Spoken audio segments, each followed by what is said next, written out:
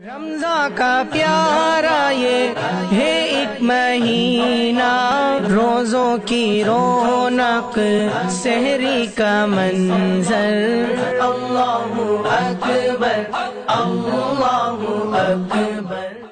فاعوذ باللہ من الشیطان الرجیم، بسم اللہ الرحمن الرحیم۔ شہر رمضان الذي أنزل فيه القرآن هدى للناس وبينات من الهدى والفرقان، فمن شهد منكم الشهر فليصم، صدق اللہ العظیم۔ عن ابن عباس رضی اللہ تعالی عنہ قال كان رسول الله صلى الله عليه وسلم أجود الناس، وكان أجود ما يكون في رمضان حين يلقاه جبريل، وكان يلقاه في كل ليلة من رمضان فيدارسه القرآن، رواه البخاری۔ اللہ کے پیارے اور لاڈلے بندو، ماہ رمضان ہم پر سایہ فگن ہے، اس کی رحمتیں اور برکتیں ہم پر مسلسل رم جھم اور پیہم برس رہی ہیں، اور اس ماہ مبارک ماہ رمضان کا اور اس کے روزوں کا قرآن کریم کے ساتھ جو گہرا ربط اور تعلق ہے، انشاءاللہ آج کی اس نشست میں اسی پر کچھ گفتگو ہوگی۔ قرآن پاک کلام اللہ ہے، اسی طرح ایک حدیث پاک میں اس ماہ رمضان کی نسبت شرافت بھی اللہ تبارک و تعالیٰ کی طرف کی گئی ہے، اور رمضان شہر اللہ، یعنی ماہ رمضان کو اللہ کا مہینہ قرار دیا گیا ہے، لہٰذا قرآن پاک کلام اللہ ہے، تو یہ بابرکت مہینہ ماہ رمضان شہر اللہ، اللہ کا مہینہ ہے۔ اور اس ماہ مبارک کا ایک اہم امتیاز یہ ہے کہ اللہ تبارک و تعالیٰ نے اپنے مقدس کلام کے نزول کے لیے اس ماہ کا انتخاب کیا۔ سورہ بقرہ میں ارشاد ربانی ہے، شہر رمضان الذی انزل فیہ القرآن، رمضان کا مہینہ وہ ہے جس میں نازل کیا گیا قرآن، یعنی یہ وہ مبارک مہینہ ہے اللہ تبارک و تعالیٰ نے جس کا انتخاب نزول قرآن کے لیے کیا ہے۔ یہ اس مہینے کی عظیم فضیلت ہے، اور 19 سال کے 12 مہینوں میں صرف اسی ایک مہینے کا یعنی ماہ رمضان کا نام قرآن میں موجود ہے، جیسا کہ ابھی آیت تلاوت کی گئی، شہر رمضان الذی انزل فیہ القرآن، کہ قرآن پاک کی اس آیت کریمہ میں ماہ رمضان کا نام مذکور ہے، لہٰذا یہ کہنا بجا ہے کہ رمضان میں قرآن آیا ہے، اور قرآن میں رمضان یعنی رمضان کا نام آیا ہے۔ اور اس ماہ مبارک میں بطور خاص 2 عبادتیں مشروع ہیں، جعل اللہ صیامہ فریضۃ، یہ کہ اللہ تعالیٰ نے اس کے روزے فرض قرار دیے ہیں، وقیام لیلہ تطوعا، اور دوسری چیز رات کا قیام یعنی نماز تراویح ہے، جسے اللہ تبارک و تعالیٰ نے ثواب کی چیز بنایا ہے، جس میں قرآن پاک کی تلاوت کی جاتی ہے، یعنی ماہ رمضان کے اس کے دن کا روزہ ہے، اور اس کی رات کے اس میں تراویح کی نماز ہے جس میں قرآن پاک کی تلاوت ہوتی ہے۔ اس طرح ماہ رمضان کے روزوں اور قرآن پاک میں ربط اور تعلق ہے، اور رمضان اور قرآن کا ایک ربط اور تعلق یہ ہے کہ روزوں کا مقصد اور اس سے غرض لعلکم تتقون یعنی تقوی ہے، اور قرآن پاک سے رشد و ہدایت پانے کے لیے تقوی لازمی شرط ہے، جیسا کہ ارشاد ربانی ہے، ذالک الکتاب لا ریب فیہ، یہ کتاب ایسی ہے کہ اس میں کوئی شک نہیں ہے، ھدی للمتقین، یہ ہدایت ہے متقیوں کے لیے۔ یعنی یہ اللہ کی کتاب اگرچہ سب کو ہدایت کا راستہ دکھاتی ہے، مگر اس سے صرف تقوی والے ہی فائدہ اٹھاتے ہیں۔ اس سے یہ بات معلوم ہوتی ہے کہ روزوں کی پابندی سے تقوی کی دولت نصیب ہوتی ہے، اور یہ تقوی کی دولت ہی ہے جو ہمیں قرآن پاک سے ہدایت کے خزانے دلاتی ہے۔ اور ایک حدیث پاک میں روزہ اور قرآن پاک کے درمیان ربط اور تعلق کو اس طرح بیان کیا گیا ہے کہ ان دونوں میں مشترکہ صفت یہ ہے کہ یہ دونوں روز قیامت شفاعت اور سفارش کریں گے۔ ارشاد نبوی ہے، الصیام والقرآن یشفعان للعبد، روزہ اور قرآن بندے کے حق میں سفارش کریں گے۔ یقول الصیام، روزہ کہے گا، اے رب انی منعتہ الطعام والشہوات بالنہار، اے میرے پروردگار میں نے اسے دن بھر کھانے پینے اور خواہشات نفس سے روکے رکھا، فشفعنی فیہ، آج اس کے حق میں میری سفارش قبول کیجئے۔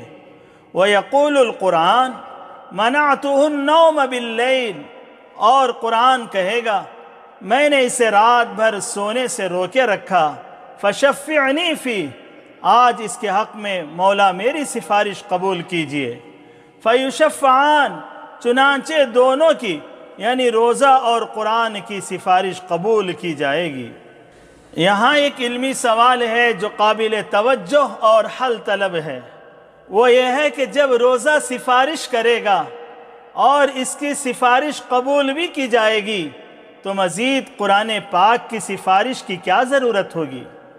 یا جب قرآن پاک سفارش کرے گا اور اس کی سفارش قبول بھی کی جائے گی تو مزید روزے کی سفارش کی کیا ضرورت ہوگی؟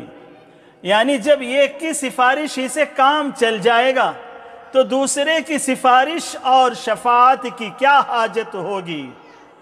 اس سوال کو حل کرتے ہوئے اہل علم نے فرمایا ہے کہ روزہ اور قرآن میں سے ایک جنت کے داخلے کی سفارش کرے گا تو دوسرا جنت کے اعلیٰ درجات اور اونچے مقامات کے لیے سفارش کرے گا۔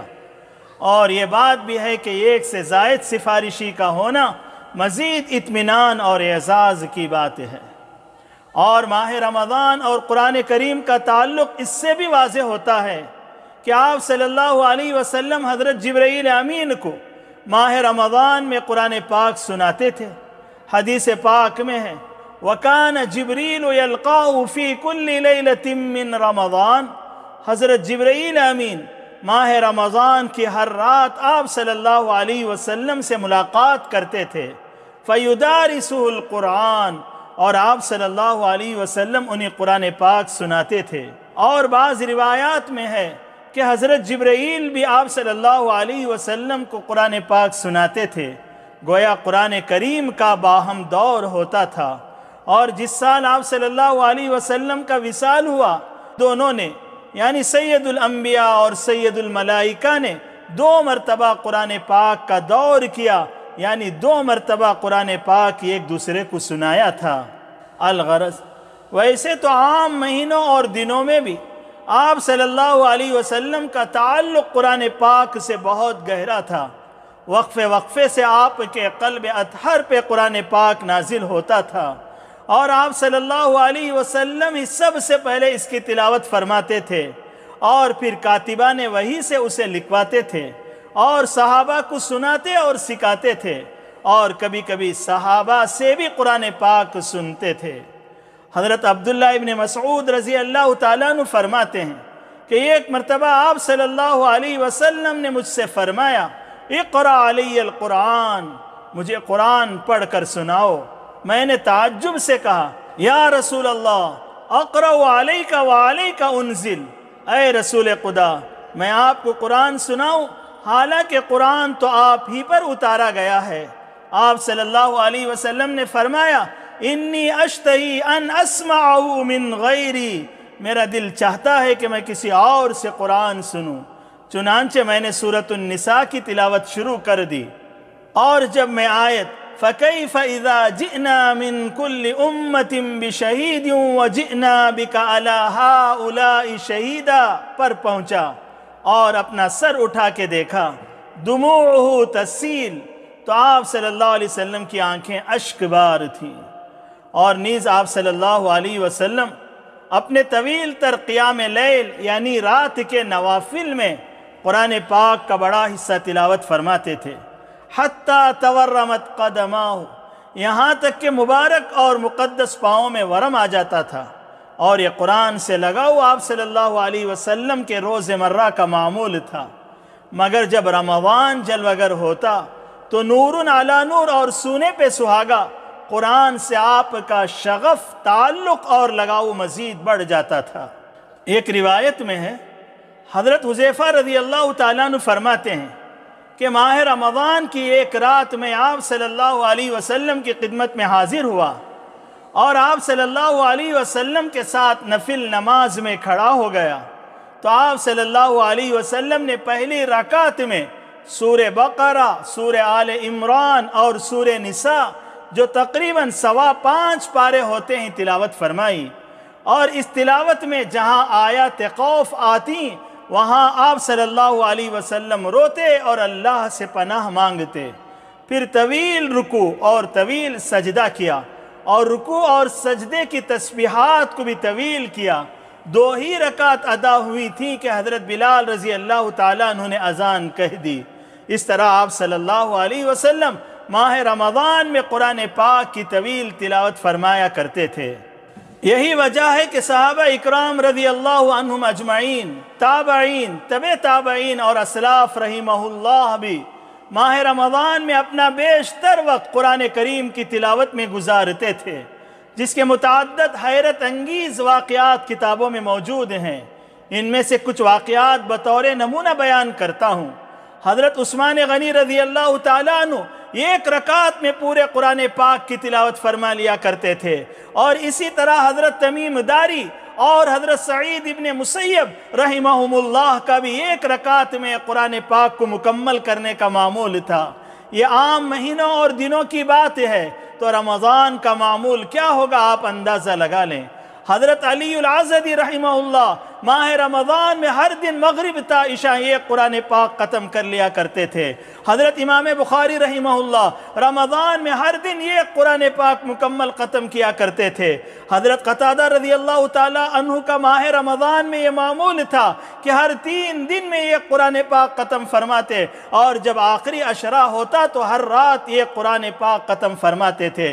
امام شافعی رحمہ اللہ ماہ رمضان میں علاوہ تراویح کے 60 قرآن پاک ختم فرماتے تھے، اور اسی طرح حضرت امام ابو حنیفہ رحمہ اللہ کا بھی معمول تھا کہ وہ بھی 60 قرآن پاک ختم کیا کرتے تھے۔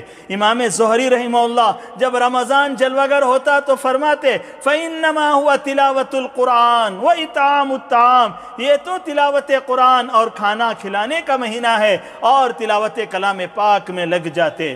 حضرت سفیان ثوری رحمہ اللہ جب ماہ رمضان آتا تو تمام نفل عبادات ترک کر دیتے، وَأَقْبَلَ عَلَى تِلَاوَةِ الْقُرْآنِ، اور ہماتاً قرآن پاک کی تلاوت کی طرف متوجہ ہو جاتے۔ امام مالک رحمہ اللہ جب ماہ رمضان طلوع ہوتا تو قراءت حدیث اور علمی مذاکرے سب موقوف رکھ کر پڑھنا پڑھانا سب ترک کر کے تلاوت کلام الہی کی طرف متوجہ ہو جاتے تھے۔ داعی کبیر حضرت مولانا الیاس صاحب نور اللہ مرقدہ کی والدہ ماجدہ محترمہ بی صفیہ جید حافظہ تھی۔ معمول تھا کہ رمضان میں روزانہ پورا قرآن مجید اور 10 پارے مزید پڑھ لیا کرتی تھی۔ اس طرح ہر رمضان میں 40 قرآن مجید ختم کیا کرتی تھی۔ اللہ کے بندوں، آؤ اب ہم اپنا محاسبہ کریں اور اپنا جائزہ لیں کہ ماہ رمضان میں ہمارا قرآن پاک سے شغف کیسا ہے۔ صبح شام ہم سے قرآن پاک کی کتنی تلاوت ہو رہی ہے، اور ہمارا روزانہ کتنے پاروں کی تلاوت کا معمول ہے، اور قرآن پاک کے کتنے حقوق ہم سے ادا ہو رہے ہیں۔ یہ تلاوت کہ قرآن پاک کا پہلا حق ہے۔ اس کا دوسرا حق اس میں تدبر ہے، یعنی اس کا سمجھنا ہے کہ اس میں اللہ تعالیٰ کا پیغام اور فرمان کیا ہے۔ اور آج ہر زبان میں ہمارے معتبر علماء کے ترجمے اور تفاسیر موجود ہیں۔ ان سے استفادہ کرتے ہوئے ہمیں پیغام قرآن کو سمجھنا چاہیے، اور اس کا تیسرا حق اس کے مطابق زندگی گزارنا ہے، اس کے اوامر یعنی اس کی بتائی ہوئی چیزوں پر عمل کرنا ہے، اور اس کے نواہی یعنی اس کی منع کی ہوئی چیزوں سے رکنا اور بچنا ہے۔ اور اس کا ایک اہم حق یہ ہے کہ اس کے پیغام کو اللہ کے بندوں تک پہنچانا ہے۔ الغرض بات ہو رہی تھی قرآن پاک کے پہلے حق یعنی تلاوت سے متعلق کہ ہم اس ماہ مبارک میں کتنی تلاوت کر رہے ہیں۔ ہاں کچھ گھر ہیں جہاں سے صبح شام تلاوت کی صدائیں بلند ہو رہی ہیں، اور وہ مبارک گھرانے کلام پاک کی برکات سے منور ہو رہے ہیں۔ یقیناً ان کے لیے سعادت اور بشارت ہے کہ ان کے گھر رحمتوں اور برکتوں سے مزین ہو رہے ہیں، اور ان کے قلوب مجلہ اور مصفہ ہو رہے ہیں۔ مگر افسوس کہ عام لوگوں کا قرآن پاک سے کوئی لگاؤ نہیں ہے۔ لاک ڈاؤن کے ان فرصت کے دنوں میں چاہیے تو یہ تھا کہ قرآن پاک سے اپنا رشتہ مضبوط کرتے اور صبح شام اس کی تلاوت کا اہتمام کرتے، لیکن فرصت کے لمحات میں سب کاموں کے لیے ہمارے پاس وقت ہے۔ آج واٹس ایپ، فیس بک اور سوشل میڈیا کے لیے ہمارے پاس وقت ہے۔ آج اخبار پڑھنے کے لیے اور اس پر تبصرہ کے لیے ہمارے پاس وقت ہے۔ آج بے فائدہ گپ شپ کے لیے ہمارے پاس وقت ہے۔ آج سیاسی گفتگو کے لیے ہمارے پاس وقت ہے۔ آج موبائل گیمز اور کیرم بورڈ کھیلنے کے لیے ہمارے پاس وقت ہے۔ آج موبائل پر حیاسوس مناظر کے دیکھنے کے لیے ہمارے پاس وقت ہے۔ آج گندے نغمے گنگنانے اور سننے کے لیے ہمارے پاس وقت ہے۔ آج بے مقصد پیغامات یعنی میسیج کے سینڈ اور ریسیو کے لیے ہمارے پاس وقت ہے، مگر ہمارے پاس قرآن پاک کی تلاوت کرنے اور اسے سننے اور اس میں غور و تدبر کے لیے وقت نہیں ہے، بلکہ غفلت کا یہ عالم ہے کہ نماز تراویح جس میں قرآن پاک کی تلاوت ہوتی ہے اس کی پابندی کے لیے بھی ہمارے پاس وقت نہیں ہے۔ قرآن پاک کو 7 منزلوں میں اس لیے تقسیم کیا گیا تھا کہ ہم اسے ایک ہفتے میں ختم کر لیں، اور اسے 30 پاروں میں اس لیے تقسیم کیا گیا تھا کہ ہم اسے کم از کم 1 ماہ میں ختم کر لیں۔ لیکن ہمارا کیا حال ہے؟ بالخصوص ماہ رمضان میں قرآن سے ہمارا رابطہ کیسا ہے؟ ہم اس سے واقف ہیں۔ شاید آج گفتگو کچھ طویل ہو گئی ہے اور روزے کی حالت میں ممکن ہے لب و لہجے میں کہنے میں کچھ جھول آ گیا ہو۔ بس میں ان کلمات پر اپنی گفتگو کو ختم کرتا ہوں۔ اللہ سے دعا ہے کہ وہ مجھے اور آپ کو بلکہ ساری امت مسلمہ کو قرآن پاک کے حقوق ادا کرنے کی، بالخصوص ماہ کریم کے ان مبارک لمحات میں زیادہ سے زیادہ اس کی تلاوت کرنے کی، بلکہ اسے حرز جان بنانے کی توفیق عطا فرمائے۔ آمین۔ وآخر دعوانا ان الحمد للہ رب